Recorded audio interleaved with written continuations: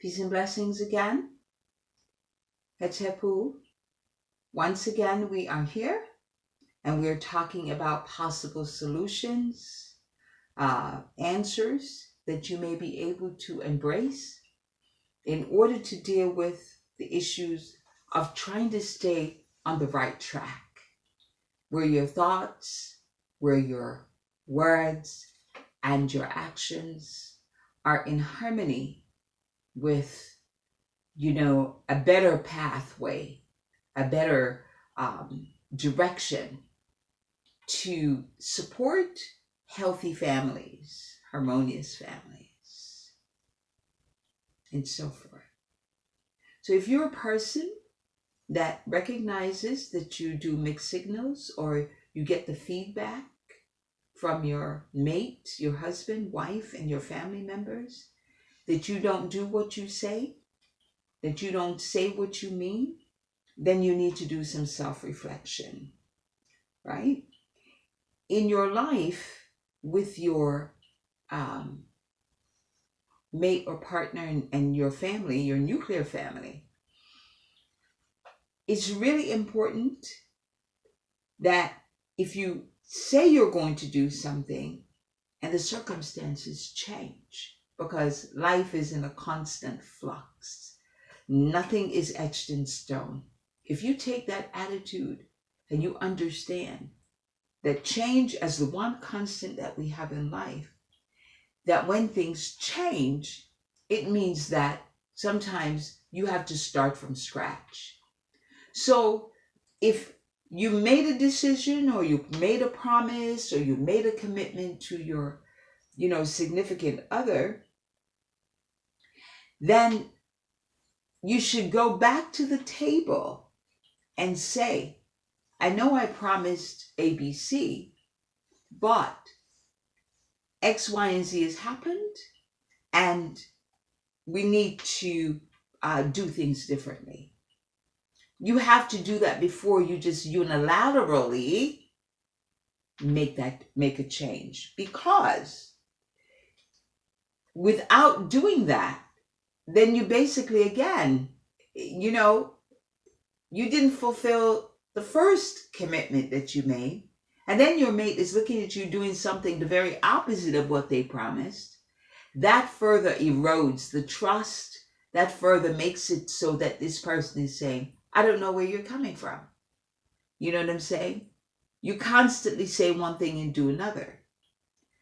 Understand that human beings tend to be more accepting. They are more receptive when when they have prior knowledge. So for instance, if you are going to do something and make a change, you say to the person, before you do it, not after, I'm thinking about making this change because, and you give them the reason. And you also need to give them time maybe to even reflect, to say, okay, I want you to think about it and give me your input. Okay? If it's not something that requires immediate response, you say, take a couple of days, right? Think about it and let me know. Taking that attitude, as I said, allows for compromise. It is thoughtful, it is caring, and it shows your mate, your significant other, that you value their point of view. Deception. Number 2.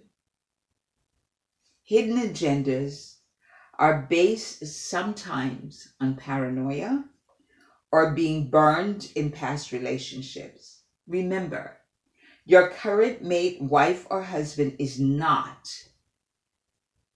from your past. They are your present. Give them a new start. The baggage that you had from your prior relationships, yes, they're with you. But you need to also recognize how triggers that happen within your thought processes, and you need to restrain yourself from this behavior of being duplicitous, being deceptive. It is never a good idea to unleash your fears or whatever you have, your pent-up emotions from your past, and unleash it in your present. It is better for you to communicate to the person that you've had bad history with, whatever it is, as opposed to making a decision that you're going to deceive your mate. Another thing that you want to be very mindful of in your life is infidelity. If you've had that as a past behavior, reflect on why your relationship may have been destroyed. Avoid it. Don't repeat the same thing over and over again. If you've never, avoid it. Never let it happen. It is a non-starter. Even if there is forgiveness, the taint, pain, distrust, and heartache will always be there for one or both parties. The perspective to have is that the one who did the cheating or committed the infidelity is really cheating on themselves. I have often heard, you cheated on me. Well, there's something called karma. There's something called what goes around comes around. You didn't commit any act, any breach in the relationship. So why do you take on this mantle of you cheated on me? No, you went against your vow. You cheated on your own vow to maintain the fidelity in the relationship.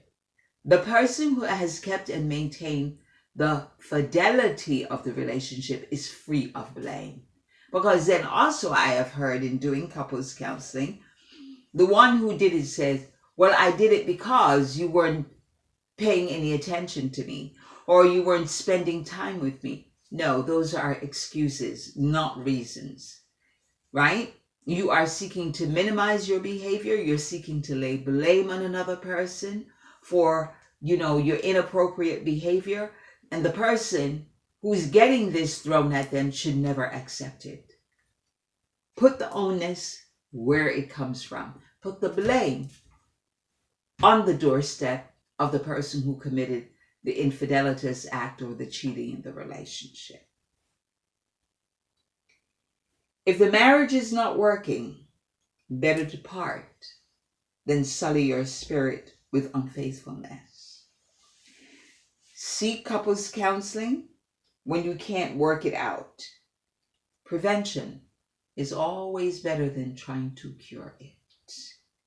Okay? Number 4. The good book says, thou shalt not covet your neighbor's wife.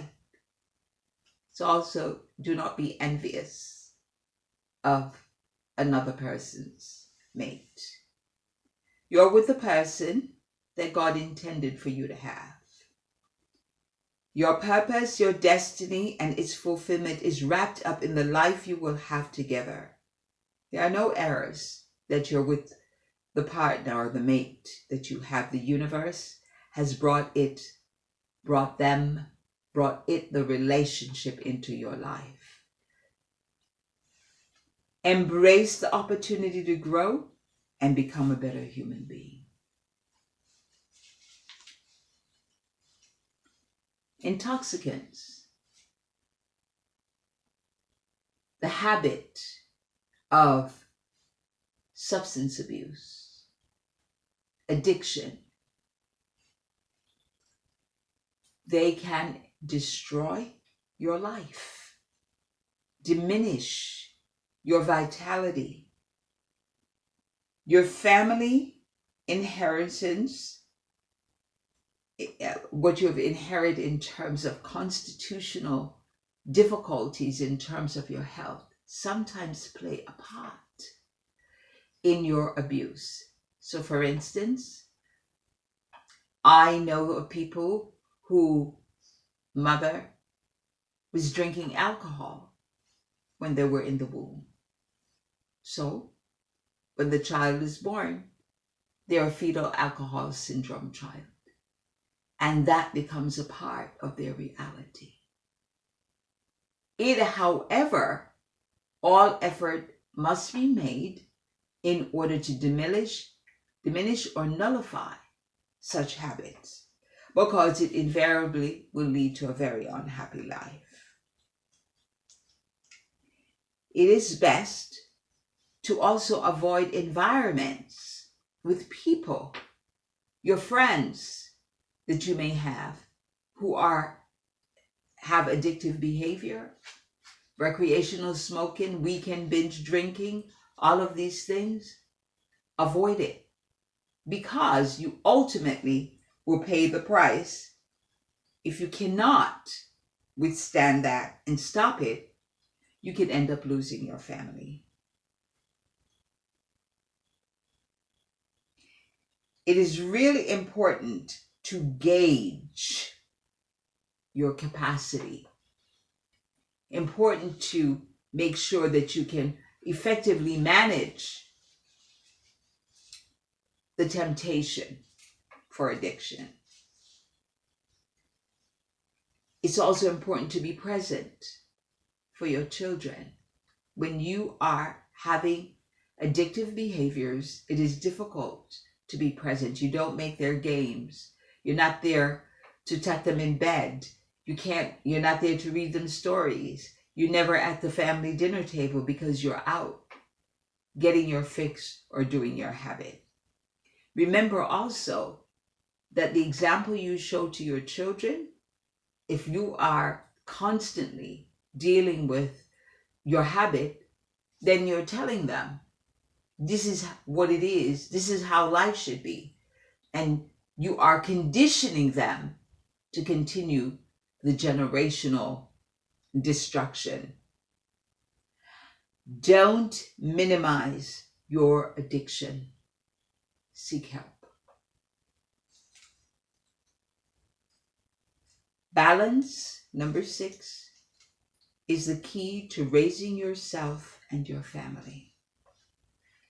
If you find that you have patriarchal overextension, you are my way or the highway kind of person, work against that. Use your meditation. Visualize and see yourself being hard to get along with, and change the direction. The do as I say, not as I do attitude, resist it. Bury it. Because what ends up happening is that resentment and pent up emotions are the fruits of being heavy-handed in your family. If this is something you inherited, saying, this is the way my father dealt with it, this is the way my mother dealt with it, change it. Start a new tradition. Peace and blessings. Thank you for listening, and be well. Hetebu.